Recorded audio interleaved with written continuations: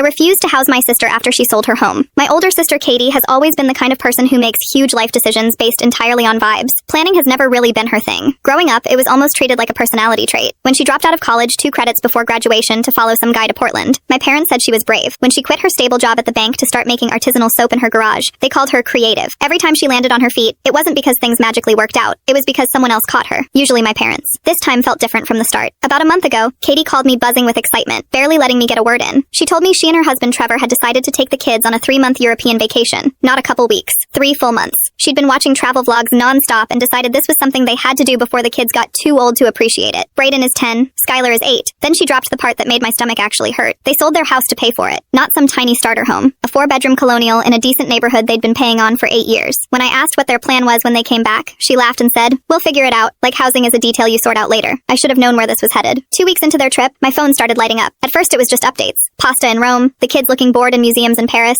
Trevor posing dramatically in front of landmarks. Then the calls got more frequent, longer, less cheerful. Their budget, it turned out, was more of a rough guess than an actual plan. They blew through a huge chunk of the money in the first month staying in nice hotels and eating at tourist restaurants. Trevor got food poisoning in Barcelona and ended up with a massive medical bill. Then Brayden broke his arm skateboarding in Amsterdam, which cost them another couple $1,000s. Instead of cutting the trip short, Katie opened 3 new credit cards because she was convinced they just needed to push through. The call that changed everything came on a Tuesday night. Katie was crying. They were stuck in London. All the credit cards were maxed out. They couldn't pay for their hotel. Trevor was yelling in the background about how this was all her fault. The kids were asking when they could go home. Then she said it. They needed somewhere to live when they got back. Not for a week or 2, months, maybe longer, until they could get back on their feet. I felt awful for the kids. Truly. None of this was their fault. But I also know my sister. This wasn't the first time she'd made a mess and expected everyone else to absorb the consequences. I've watched my parents do it my entire life, and I wasn't willing to be next. I live in a 2-bedroom condo I worked years to afford. I'm a nurse. I work double shifts. My spare room is my office. My place is quiet, clean, and the first space that's ever really felt like mine. The idea of 4 people moving in indefinitely made my chest feel tight, so I said no. Katie lost it, screaming about how I was abandoning family, how I was selfish, how I was traumatizing her kids. Then Trevor got on the phone and tried guilt-tripping me about how they had nowhere else to go. They did, though. My parents offered to take them in, but Katie didn't want their small apartment. She wanted my place because the schools in my area were better and it was closer to Trevor's job. Then she stopped asking and started telling. She said I'd need to move my office out of the spare room. The kids would need space for their toys. I should probably rehome my cat because Skylar is